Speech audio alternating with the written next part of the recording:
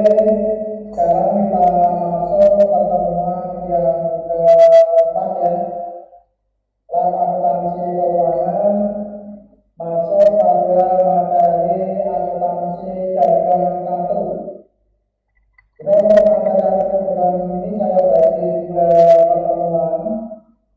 Untuk pertemuan yang keempat yaitu akuntansi dagang 1. Selanjutnya akuntansi dagang 2 nanti masuk pada pertemuan yang kelima.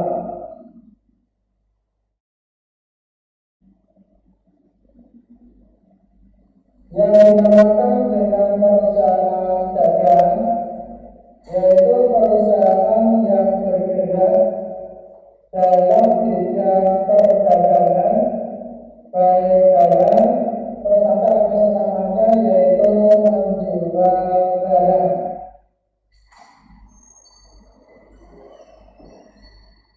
Secara ringkasnya di sini untuk perusahaan dagang itu aktivitas utamanya membeli barang terus menjual kembali.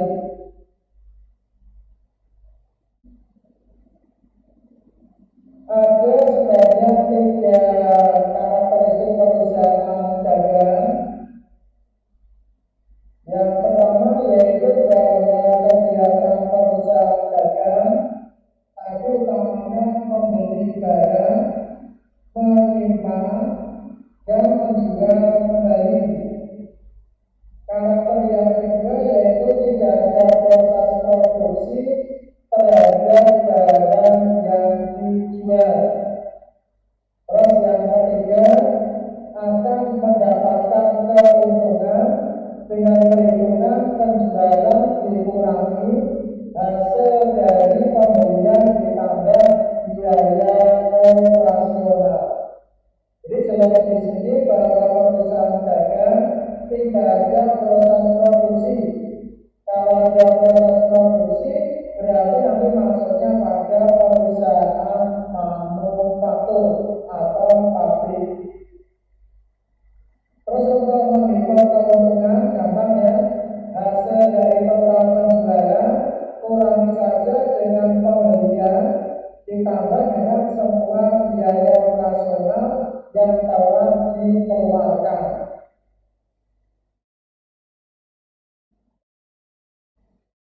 Contoh di sini ada nama perusahaan UD Barokah, alamatnya Jalan Karawaci Selatan, Semarang, Jawa Tengah.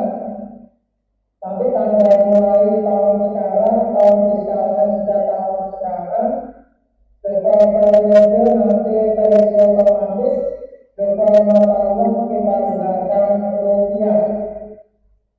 Terus ada berbagai informasi tentang informasi pajak perusahaan. Ini contoh di dalam akuntansi perusahaan dagang. Berikutnya untuk kita coba untuk memasukkan di dalam algoritma, kita klik di sini untuk tombol buat data perusahaan baru. Selanjutnya bisa kita ikuti tadi langkahnya, kita menentukan lokasi penyimpanan. Ini kita klik titik 3-nya, kita tentukan di sini misalkan disimpan di C, terus kita berikan nama penyimpanannya dagang 1. Jadi file ini bukan nama perusahaan tapi untuk nama penyimpan. Kalau misalkan nama penyimpan dengan nama perusahaan dibuat sama juga diperbolehkan. Jadi misal filenya UD Barokah juga boleh. Setelah diisi untuk lokasi penyimpanan, terus pemberian nama penyimpanan, berikutnya kita klik tombol create.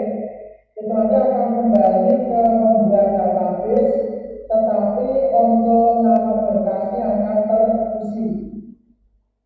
Ini akan terisi CD2 dagang 1.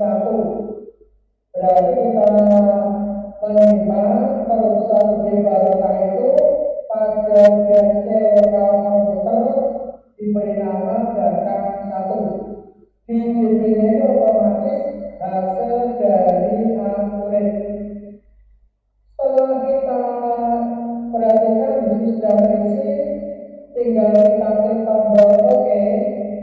Nanti tombol warna hijau akan muncul, artinya proses persiapan pembuatan database baru itu sudah berhasil. Terus nanti akan dimunculkan isian data pengguna dan data kunci. Isian data pengguna dan data kunci kita isi dengan supervisor. Terus kita oke. Pengguna supervisor, kata kunci juga supervisor, tinggal kita oke. Nanti kita masuk pada persiapan singkat. Persiapan singkat kita pilih bahasa Indonesia. Kita klik lanjut. Kalau tidak mau pakai persiapan singkat, kita klik tombol keluar. Nanti kita bisa menggunakan menu-menu yang di atas ini. Jadi kalau untuk membuat akun, ya silakan pakai menu daftar, akun. Nanti pelanggan termasuk sudah terdaftar, jurnal sudah masuk pakai menu daftar, bukti jurnal umum. Nanti kalau untuk perusahaan masuk pakai menu persiapan, pilih untuk yang info perusahaan. Ini kita pilih saja yang persiapan singkat Indonesia. Kita klik lanjut. Setelah klik lanjut, kita pilih untuk yang persiapan standar. Kita lanjut lagi klik. Terus kita jawab yes. Nah, setelah kita jawab yes, kita langsung diarahkan pada pengisian informasi perusahaan beserta info mata uang. Informasi perusahaan kita tuliskan namanya UD Barokah. Alamat kita isikan tadi Jalan Kawase Selatan, Semarang. Terus kolom yang keempat bisa kita isi Jawa Tengah. Untuk bukunya ini untuk tanggal mulainya misalkan 1 Januari 2023. Kalau tahun sekarang berarti 1 Januari 2024. Untuk mata uang rupiah ini kita gunakan sebagai default. Kita buat di bagian bawah ini sudah ada. Kita tinggal klik ya, tekan 1. Ini untuk yang tipe replikan 1 miliar sama dengan 1 miliar itu otomatis ada. Negara kita isi Indonesia, simbolnya kita tulis RT. Kita enter atau kita tag, nanti kita bisa membuat mata uang selain rupiah. Jadi kita bisa menggunakan untuk multi currency. Setelah kita isi nama perusahaan, alamat, tanggal lahir, dan pemilihan mata uang default, kita klik tombol lanjut. Berikutnya kita isi, tadi ada kas dan bank sudah saya ajarkan. Langsung kita isi pada pelanggan dan pemasok. Ini kalau ada persiapan singkat pelanggan dan pemasok, ini ada 2 tab, 2 pengisian. Kelompok pertama untuk pelanggan, kelompok kedua untuk pengisian pemasok. Ini kita kalau mengisi pelanggan, ini masuknya pada pelanggan, kita isi nama pelanggannya. Misalkan nama pelanggan umum, saldo awal kalau ada tinggal kita ketik. Selain kita pakai atau kita pakai tab otomatis nambah sendiri, kita bisa klik kanan untuk nanti muncul menu sedemikian. Kita klik baru untuk nambah pelanggan. Kita klik ubah untuk memperbaiki, atau sebetulnya bisa langsung kita klik, kita ganti saja. Kalau untuk menghapus, jadi kita gunakan klik kanan, kita gunakan tombol hapus.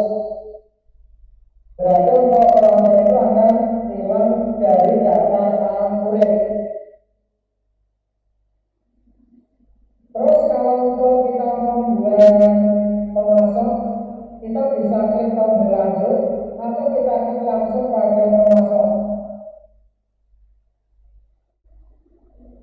Ini untuk lebih dulu ada contoh dari pelanggan. Jadi misalkan 101 untuk pelanggan Tuan Bima, alamatnya bisa dilengkapi Jalan apa Semarang.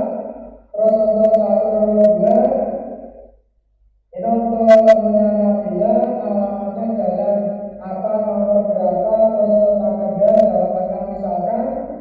Untuk pembuatannya kalau menggunakan data itu akan secara lengkap, jadi nomor pelanggan kita isi, terus nama pelanggan kita isi, alamat pelanggan. Ini yang contohnya pengisian nomor 2.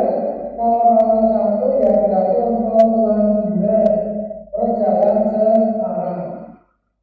Kalau kita menggunakan untuk yang tampilan persiapan singkat, itu hanya mengisikan untuk nama saja. Kalau untuk yang selengkapnya kita gunakan daftar pelanggan, nanti akan muncul untuk form demikian. Terus kalau untuk memasukkan pemasok, tadi tinggal diklik tombol lanjut atau diklik untuk tab pemasok. Kita tinggal isi nanti nomor pemasok lewat jalur ini atau menggunakan daftar pemasok. Nomor pemasok 101 kita masukkan ke kebanyakan, alamatnya yaitu Jalan apa nomor berapa Ungaran dari Jawa Tengah misalkan. Ini untuk alamat ada beberapa baris. Untuk nomor pemasok 102, berarti kalau namanya kita masukkan ke ABC, alamatnya misalkan Jalan Majapahit. Terus untuk yang berikutnya ada 103, nama pemasoknya keluarga, misalkan alamatnya Jalan Serun. Jadi untuk intinya sebelum kita masuk pada penjualan itu, untuk data pelanggan, data pemasok harus kita data lengkap dulu. Jadi supaya nanti pada itu data pelanggan dan data pemasok lengkap pada akurat, ada nama, ada alamatnya.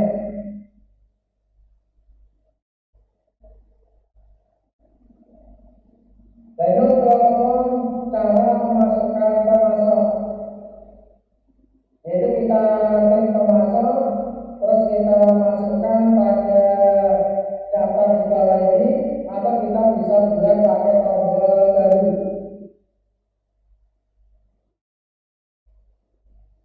Terus berikutnya di dalam perusahaan dagang itu, setelah isi pelanggan dan pemasok, kita isi barang dan jasa. Barang dan jasa itu kaitannya dengan metode persediaan. Itu ada metode persediaan rata-rata. Yang kedua ada metode persediaan FIFO atau dipanjang yaitu Persimesal. Jadi kalau panjangnya Persimesal, untuk disingkat FIFO. Untuk yang tidak boleh kita gunakan tidak ada metode, tidak ada pilihan ini, yaitu untuk yang FIFO. Jadi sebetulnya pada persediaan itu ada 3 jenis akumulasi ya. Itu ada FIFO, ada LIFO, ada rata-rata. Tetapi yang diperbolehkan menurut perpajakan itu hanya yang rata-rata dan FIFO. Sehingga untuk di dalam akurat ini otomatis hanya ada 2 pilihan, yaitu pilihan rata-rata dan FIFO. Rata-rata berarti untuk saat digunakan harga dari rata-rata yang telah masuk. Tapi kalau untuk Persimesal itu berarti barang yang masuk pertama akan keluar pertama. Jadi untuk metode harga barangnya itu yang keluar dihitung berdasarkan harga barang yang masuk lebih dulu. Ini untuk mengenai persiapan singkat pada perusahaan dagang.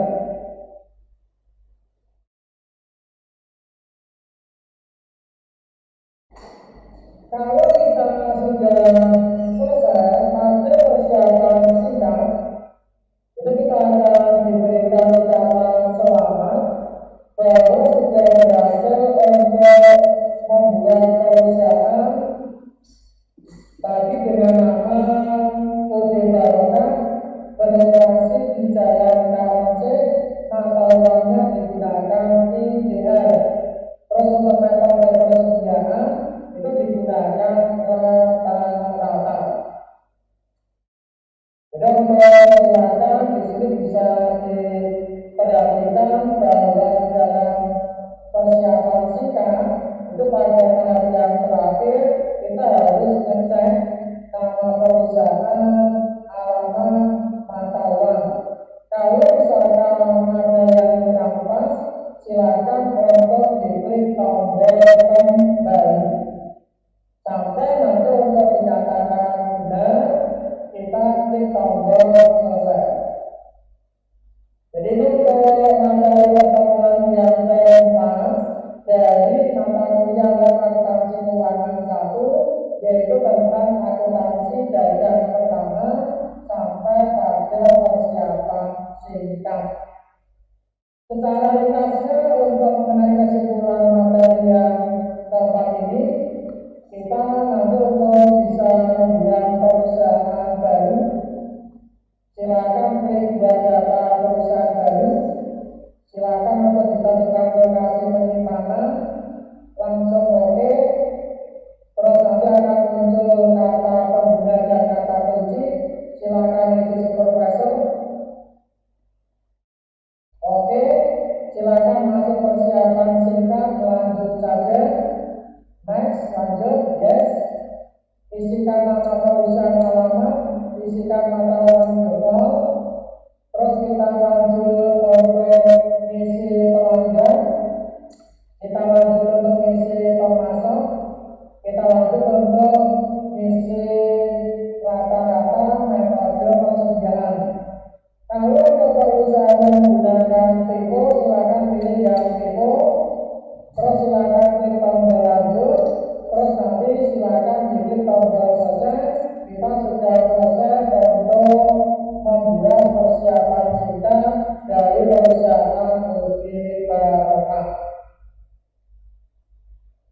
Demikian untuk materi pertemuan yang keempat tentang akuntansi dagang. Semoga yang saya sampaikan dapat dipahami, memiliki manfaat.